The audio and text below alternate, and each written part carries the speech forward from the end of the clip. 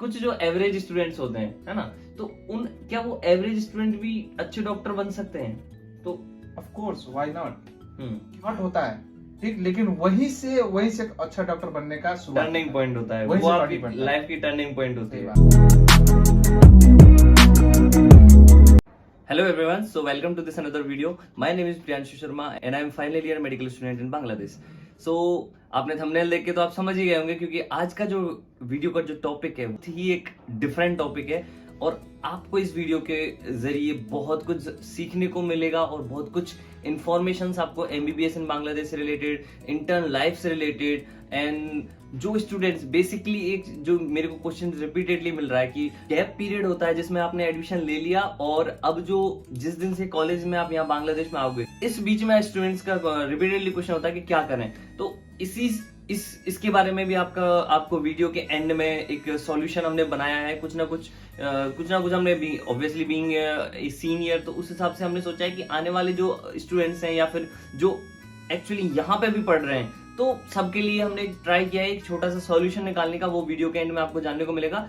सो देरी ना करते हुए, ये जो मेरी चेयर है किसी के लिए खाली है एंड वो कैमरे के पीछे है। तो वेलकम डॉक्टर आदित्य भैया, we will welcome of him. Finally here we have our Dr. Aditya Bhaiya. So right now he is doing intern in our college and इनकी जितनी तारीफ की जाए उतनी कम है भाई। जिस दिन से द डे वन, जब से मैं यहाँ पे आया हूँ, बस इनका एक वो जो फेस है ना, वो जो बना हुआ जो image, like let me tell you, Bangladesh में एमबीबीएस के जो कैरिकुलम है उसके according first prof, second prof, third prof और फोर्थ प्रॉफ, टोटल 4 प्रॉफ होते हैं। तो उसमें फर्स्ट प्रॉफ में भी ऑनर साहब का, सेकंड प्रॉफ में भी ऑनर साहब का, थर्ड प्रॉफ, फोर्थ प्रॉफ में भी एक दो नंबर किया कि उससे रह गए। कैसे कर लेते हैं ये सब? कैसे? Thank you Priyanshu for welcoming me in your video and for nice introduction. Hello everyone, I am doctor Aditya Kumar Tiwari.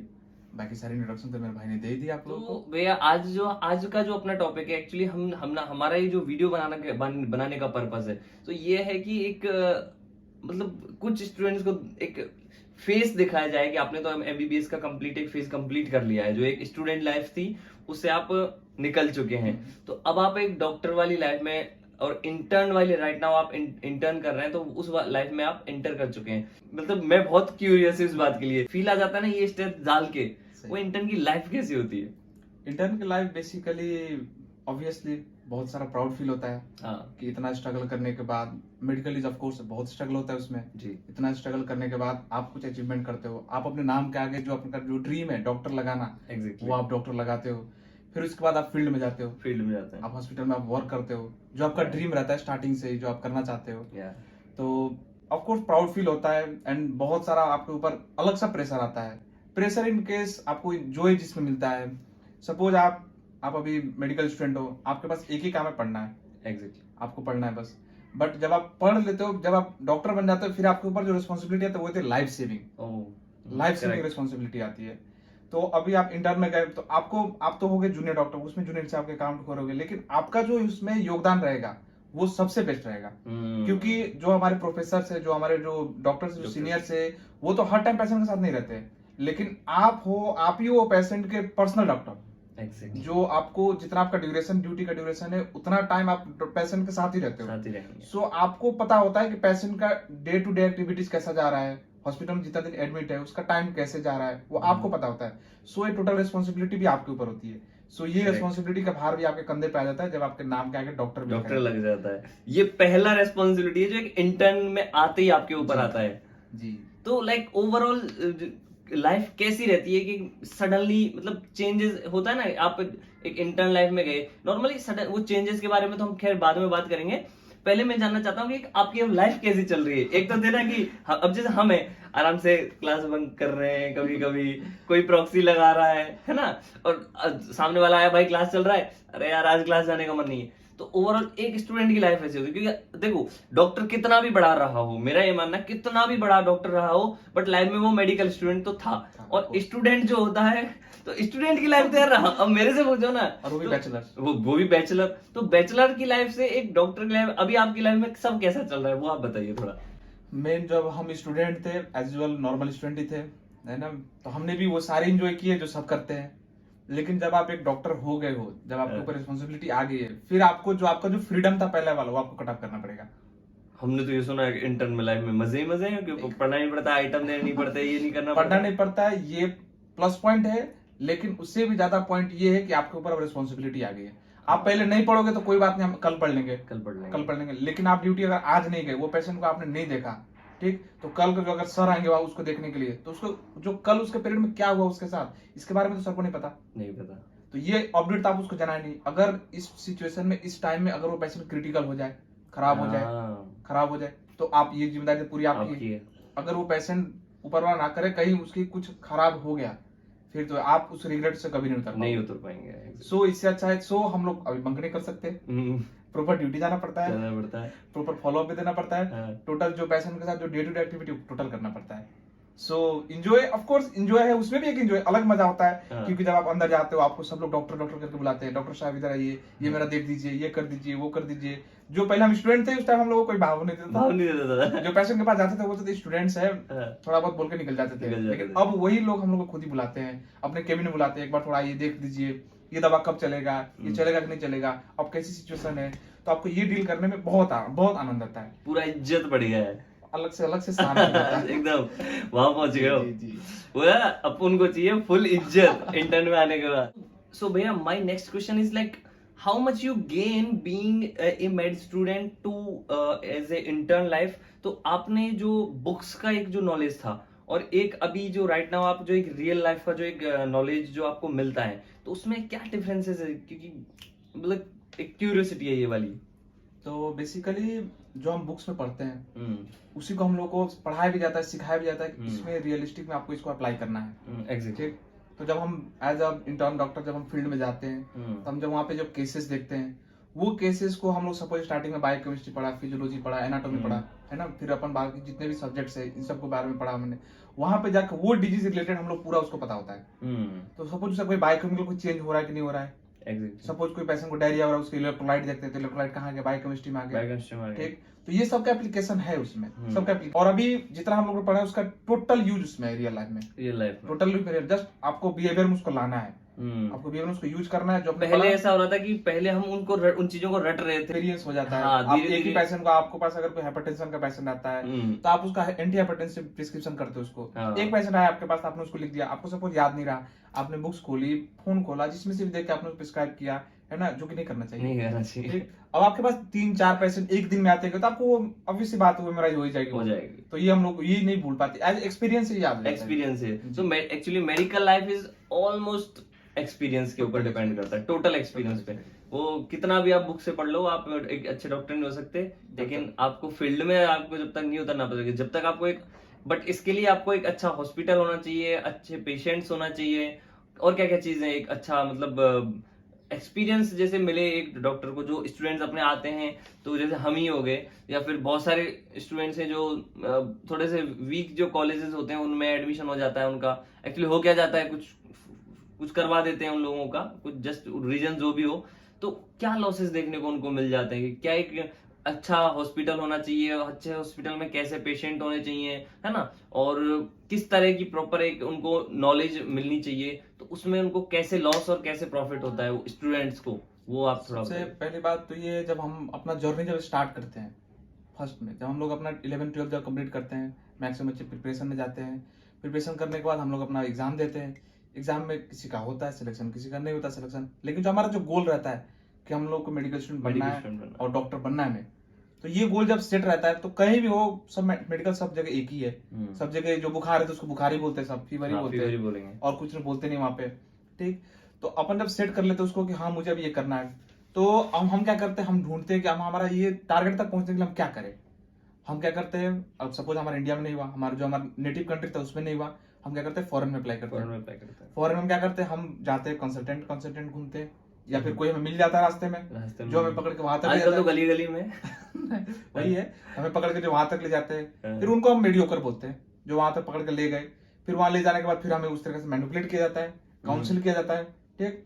तो यहाँ से हम लोग डाइवर्जन शुरू हो जाता है, जो कि नहीं होना चाहिए। क्योंकि अगर आपको एक डॉक्टर होना है, तो आपको, जैसे प्रियांशु भाई ने बोला है, कि आपको एक प्रॉपर कॉलेज चाहिए, जिसमें प्रॉपर पैशन फ्लो हो, क्योंकि आप पढ़ेंगे पैशन पे ना, आपका तो बुक्स जस्ट एसेसरी है, लेकिन आपका जो टूल है स्टडी टूल वो प्रॉपर पैशन है, क्योंकि पैशन के ऊपर तो इलाज करो, आप बुक्स को तो इलाज नहीं करोगे, पैसेंट ही चाहिए आपको। और ऐसा हॉस्पिटल हो जहाँ हर किस्म के पैसेंट आते हो, हर किस्म के आते हो। यही चीज मैंने अपने हर वीडियोस में बोला है कि क्वांटिटी ऑफ द पेशेंट्स हमारा गोल नहीं है, our goal is like quality of the patient, जिसमें आपको हर तरह का केसेस देखने को मिले। बिकॉज अपनी एनएमसी के, आपको पता है एनएमसी की नई गाइडलाइन 2021 के बाद अपना एनएमसी का जो गाइडलाइन है वो चेंज हो गया है। उसके अकॉर्डिंग आपको जो भी कंट्री हो वहीं से आपको इंटर्नशिप 1 ईयर की इंटर्नशिप करके आनी है ना। तो 1 साल आपको इंटर्नशिप आपको करना ही है। तो 2020 तक अब तक जितने कॉलेजेस थे जहां पे चलो सिर्फ हम लोग क्या करते थे, चलो आपको तो इंटर्नशिप यहाँ करनी, तो आपको एक अलग सा एक प्रेशर था। हम लोगों का क्या था, सर पढ़ना है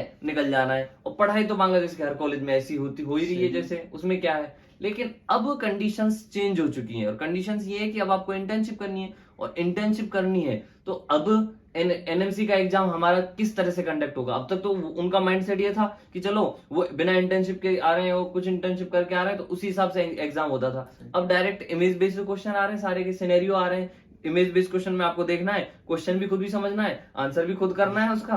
अब वो इमेज देख के करना है आपको। अब वो कब होगा, वो जब तक आपने क्वालिटी ऑफ द पेशेंट्स को नहीं देखा होगा। एग्जैक्टली यही बात मैं भी कहने वाला था। सो क्यों होता है, क्या रीजन है इसके, मतलब?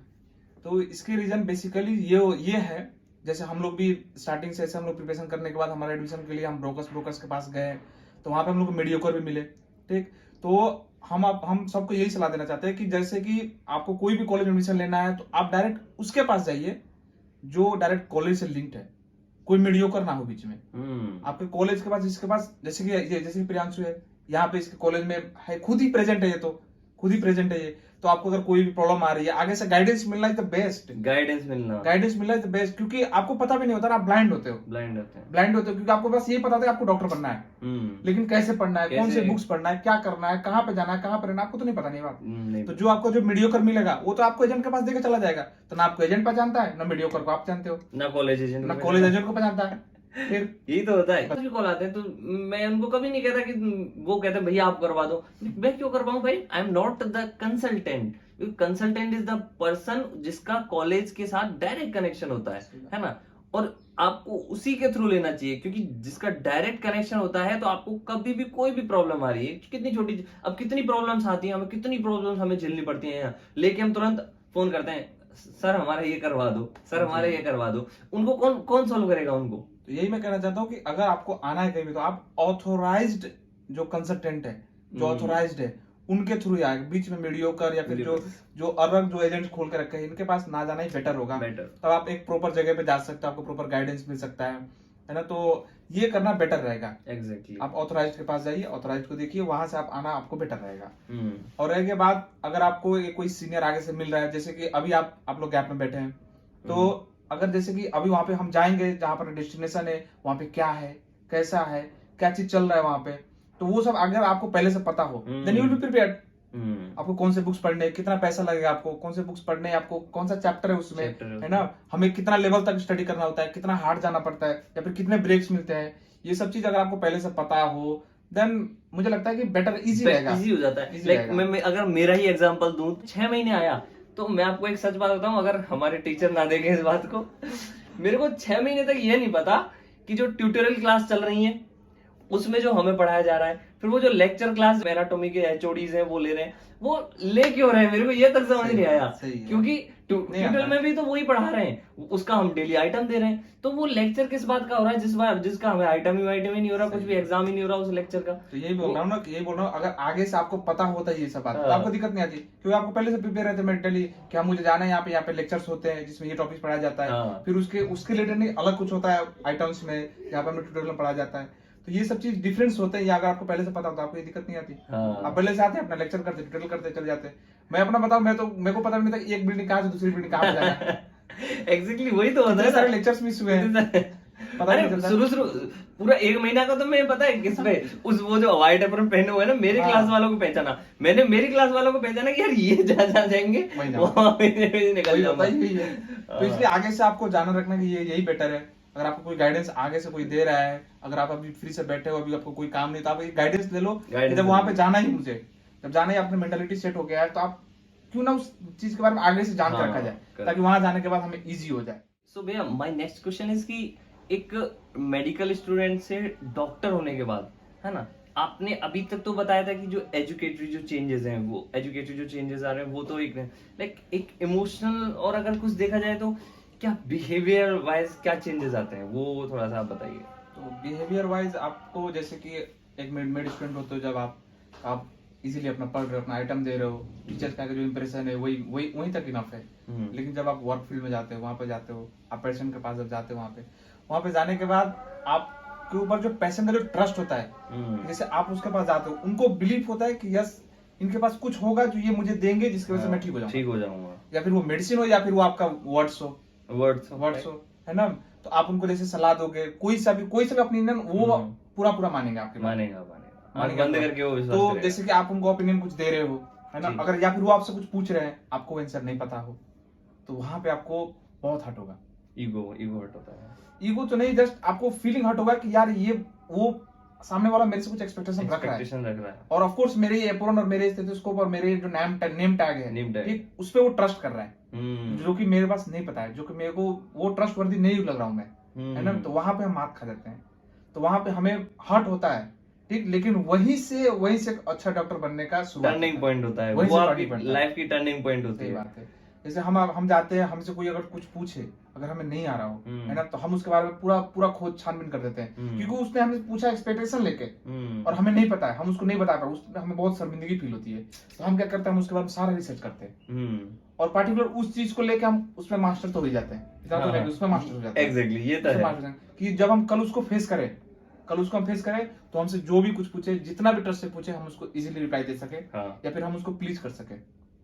तो यही होता है, यही चेंजेस आते हैं आपको बिहेवियर में, यही होता है, आप इमोशनल हो जाते हो, आप खुद के स्टडीज को लेके जितना आपको रिकैपिचुलेट कर पाते हो, उनको लेके, पेशेंट्स की फीलिंग्स को लेके, क्योंकि अगर जो पेशेंट क्रिटिकल होते हैं, वो आपके पास गिड़गिड़ाते हैं, बिलबिलाते हैं, है ना, वो आपसे मदद मांगते हैं, और उनको लगता है कि ये जो एप्रोन लगाया हुआ इंसान जो है यहाँ पे सामने खड़ा है, ये आपको कुछ ना कुछ हेल्प करेगा, इसलिए वो आपके पास मांगने आते हैं। ठीक, तो ये एक अलग से इमोशन चेंज होता है। अगर आपके सबसे तो बुरा ये होता है जब आपके सामने आपका पेशेंट जब डेथ कर जाता है, आपको बहुत बुरा फील होता है, सबसे वो बहुत फीलिंग होती है, लेकिन वहीं से आपको फिर सीख मिलती है कि जो नेक्स्ट पेशेंट होगा, हम उसको क्या आगे से क्या ठीक कर सकते थे, क्या हम चेंजेस ला सकते थे, है ना। तो ये हम आगे से ठीक करने के लिए वहीं से शुरुआत भी होता है। फिर एक डॉक्टर बनने का जो शुरुआत है वो वहीं से शुरू होता है, जब आप अपने पेशेंट्स के एक नॉर्मली जो हम मेडिकल स्टूडेंट होता है, अभी थर्ड ईयर से हमारा प्लेसमेंट शुरू हो जाता है वार्ड्स में, और वहां से तो मुझे लगता है वो तो कुछ ऐसा वो देखने को मिला फॉर्मल्स के लिए जाते हैं। हमारा टारगेट होता है हमारा टारगेट एग्जाम होता है, वहाँ टारगेट कोई भी कुछ करते हैं, हमारा टारगेट एग्जाम होता है, लेकिन जब हम फील्ड में जाते हैं, वहाँ हमारा गोल ही होता है ट्रीटमेंट। एग्जैक्टली, यही चेंज होता है, और ये टारगेट टू ट्रीट, ये जगह आपको डॉक्टर बनाती है। सही बात, ये है करेक्ट आंसर, ये पॉइंट का आंसर है। टारगेट टू ट्रीट, ये जगह आपको डॉक्टर बनाती है, सही बात, नॉट टारगेट टू एग्जाम, वो आपको स्टूडेंट ही बना के रखेगी। सही है, ये चीज है। और तो और भी है, जैसे कुछ होता है कि चलो आपका तो जो एजुकेटरी जो पूरा शुरू से लेकर एंड तक आपका अच्छा रहा है, तो कुछ जो एवरेज स्टूडेंट्स होते हैं, है ना, तो क्या वो एवरेज स्टूडेंट भी अच्छे डॉक्टर बन सकते हैं? तो ऑफ कोर्स, व्हाई नॉट, क्योंकि जितने भी हिस्ट्री में देख लो, जितने भी जो डॉक्टर्स बने हुए हैं, वो ऐसा नहीं है कि वो कॉलेज का टॉपर्स ही है, कॉलेज का टॉपर्स ही है, वही अच्छे डॉक्टर बने, नहीं, डॉक्टर्स अच्छा कोई भी हो सकता है, बस यही रहना चाहिए जो उसके अंदर जो लगन है।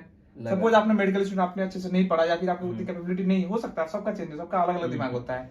अगर आप इतना कैपेबल नहीं हो, लेकिन आप फिर भी कैसे कैसे करके आपने बहुत मेहनत करके आप पास हो गए, लेकिन आप फील्ड में गए, आपको कोई पेशेंट पूछ रहा है, आपसे नहीं आ रहा है ना, आपको वहां पे ईगो हर्ट हो रहा है, आप वहां पे हर्ट हो रहे हो, तो वहां से जो पेन जो आपको आगे बढ़ने का जो रास्ता दिखाता है ना, वहीं से अच्छा डॉक्टर बनने का रास्ता दिखाता है। और जो वीक स्टूडेंट हो, एवरेज हो, बिलो एवरेज हो, या फिर हाई हो, कोई मैटर नहीं करता वहां पे मैटर यही करता है कि आप कितना सीरियस हो उस डिजीज को लेके, उस टॉपिक को लेकर आप कितना सीरियस हो।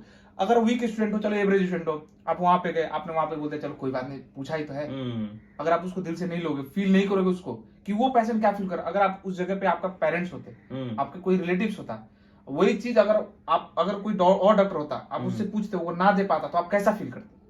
अगर वही फील आप फील कर लोगे, then no one is below average और good, everyone will be a good doctor. Correct. तो ये करेक्ट आंसर था, जो बिकॉज मतलब बहुत सारे स्टूडेंट आते हैं पूछते हैं भैया मेरी तो बहुत ये है, हमको ही ले लो, हम कैसे कैसे निकल के हम कैसे कैसे एग्जाम देते रहते हैं, हम कुछ देखते हैं यार इसने तो इतना टॉप कर दिया, ये तो उस लेवल पे चला गया, उस लेवल पे चला गया। हम अपने आप को देखते हैं यार अपना तो चल बस पासिंग रेशो में ही आ रहे हैं हम लोग, तो ऐसे ही चल रहा है हमारा, तो हम कैसे अच्छे डॉक्टर बनेंगे। कितने न्यूरोलॉजिस्ट को देखते हैं वो बहुत हाई लेवल के पहुंच जाते हैं। तो आई थिंक वही जो आपने अभी थोड़ा देर पहले बताया कि डेडिकेशन रहना चाहिए, डेडिकेशन, वो वाला जो आपने पॉइंट मारा ना, वो टारगेट टू ट्रीट वो मेनली होता है आपको एक अच्छा डॉक्टर बनाने का। बस सो भैया मैं जानना चाहता हूँ कि लाइक अभी जो स्टूडेंट्स आने वाले हैं, या फिर हमारा तो ऑलमोस्ट हो ही चुका है, एक जो स्टूडेंट वो फर्स्ट ईयर से लेके और फाइनल ईयर तक, एक आप पूरा आपका जो आपने जो यहाँ तक आप पहुंचे हो, तो आने वाले हमारे स्टूडेंट्स और जो स्टूडेंट देख रहे हैं उनके लिए आप क्या एक मूल मंत्र देंगे, एक मेडिकल स्टूडेंट होने के नाते उनको क्या चीजों का ध्यान रखना चाहिए और क्या एक अच्छा डॉक्टर वो कैसे बनेंगे, उसका एक शॉर्ट में एक ब्रीफिंग दे दीजिए। तो basically not from the first year आपकी जर्नी स्टार्ट होती है जब आप पहली बार सोचते हो कि वैसे मुझे डॉक्टर बनना है। एग्जैक्टली वहां से आपका शुरू होता है। फिर अब वहां से आप अपने टारगेट सेट करके फिर आप अपने पाथ पे चलते हो। आप 11th करते हो, 12th करते हो, आप बायो में करते हो, बायो लेके, क्योंकि आपका सेट होता है आपको मेडिकल ऑफिसर बनना है, डॉक्टर बनना है वहां पे। फिर आप अपना स्टार्टिंग करते हो। तो मेरे हिसाब से वहीं से शुरू होता है आपका कोई भी अगर गोल है तो वहीं से शुरू होता है जिससे आप सोचते हैं। फिर वहां से आपको बस एक सोच आपकी रखनी चाहिए और आपको एक अच्छा एक सहारा वाला कोई चाहिए। जैसे कि आप जिसने सोचा तो आपको कोई अच्छा एक मिल जाए जो कंसल्टेंट हो, या फिर कोई आपको गाइडेंस देने के लिए कोई सीनियर हो जो आपको यहाँ तक ला सके। यहाँ पे लाने के बाद आपका एडमिशन हो जाए, आप अच्छे से सेटल हो जाओ, फिर आप अपने टारगेट को सेट करके अपना काम करो आप अपना। ठीक है, उसके लिए भी प्लस तो आप पढ़ रहे हो ये इनफ नहीं होगा। मेडिकल के लिए इनफ नहीं होता है सिर्फ सेल्फ स्टडी, ये कभी इनफ नहीं होता है। आपको प्रॉपर गाइडेंस चाहिए ही चाहिए, क्योंकि अब इसके आगे वाला जो स्टेप है आपके लिए पूरा ब्लाइंड, आपको पता भी नहीं आगे क्या हो रहा है। फिर इसके लिए आपको अगर कोई आगे से कोई सीनियर्स हो जो आपको आगे से बता रहा हो, या आपको पता हो, या फिर आपने जो ये जो 2-3 महीने जो आप पीरियड में बैठे रहते हो, एडमिशन होने के बाद आप वहां जाने से पहले जो पीरियड बैठे रहते हो, ये टाइम में अगर आपको पहले से पता हो कि वहां पे क्या क्या होने वाला है, आप अगर पहले से अवेयर हो इस बारे में, अवेयर हो, फिर आप बहुत आगे हो जाओगे। बाकी उससे तो आप बहुत आगे हो गई, तब तो मैं 100% श्योर हूँ, क्योंकि उनको पता नहीं होता कि अब कौन सा आइटम होता है, या फिर कार्ड होता है, फिर टर्म होता है, या फिर ये कैसे पास करना है, कैसे पास करने की ट्रिक होती है वो, क्योंकि सब कुछ पढ़ के, इतना कुछ पढ़ के वो तो पास ह्यूज है। आपको देखो बुक्स इतने सारे ह्यूज बुक्स है, ह्यूज बुक्स है, आप उसमें से कैसे करके एग्जाम पास करोगे, तो आपको टारगेट एग्जाम पास करने पड़ेगा डॉक्टर होने के लिए। आपसे जितना भी अच्छा आपके पास नॉलेज हो, अगर आप एग्जाम पास नहीं करोगे फिर कोई फायदा नहीं, डिग्री भी चाहिए। ठीक, तो आपको वहीं से आपको अगर जिस इस टाइम पीरियड में जो आप बैठे रहते हो, तो आप इस टाइम को यूज करो इस टाइम को, आप अपना आगे के लिए सोचो। फिर आप यहाँ आने के बाद आपको फर्स्ट ईयर से लेकर फाइनल ईयर तक जो आपके बुक्स है, या फिर जो आपके जो करिकुलम्स है, उसके लिए आप कोई सीनियर से कोई सलाह ले लो, या फिर कोई आगे से जानता हो उसके बारे में, उससे आप जान लो। फिर आप पढ़ो, उस रास्ते से पढ़ना ही पड़ेगा ऑफकोर्स, उसके बाद कोई ऑप्शन ही नहीं है, बस पढ़ना आपको पड़ेगा। लेकिन आपको अच्छा गाइडेंस भी चाहिए, बिना गाइडेंस के मेडिकल नहीं निकलेगा। अगर चाहे वो टीचर्स की गाइडेंस हो, चाहे सीनियर्स की हो, कोई भी हो, बस एक जो हमसे जो ज्यादा जानता हो, एक वर्ड भी ज्यादा जानता हो, वो बस गाइड ले लो। क्या होता है ना कि जैसे कि हम भी स्टूडेंट है, तो हम उसमें से जब पढ़ते हैं अपना ना, तो हम अपना उसमें से निकाल लेते हैं अपना सारांश, जितना हमें चाहिए होता है।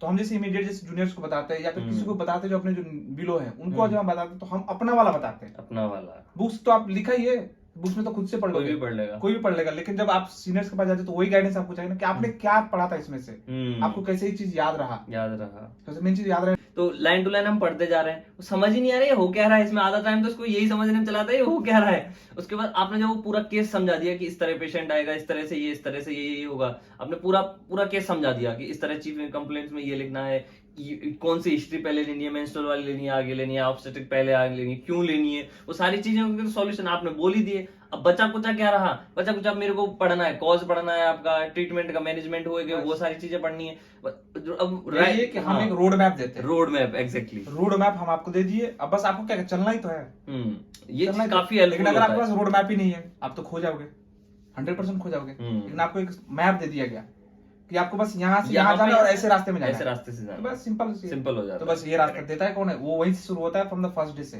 फर्स्ट डे से इसके लिए आपको प्रॉपर एक ऑथराइजेशन वाला भी चाहिए कि आपको एक अच्छा सा रोड मैप दे दे। रोड मैसेज वो ठीक? कोई भी हो सकता है। कोई भी हो सकता है। वो ऑथराइजेशन चाहे मैं आपको बोलूं चाहे वो डे 1 पे वहां से कंसल्टेंट को बोला जाए, बस, बस, तो ये पूरा ही पाथ आपको ट्रैक जो साफ करता है वो होता है ऑथराइजेशन।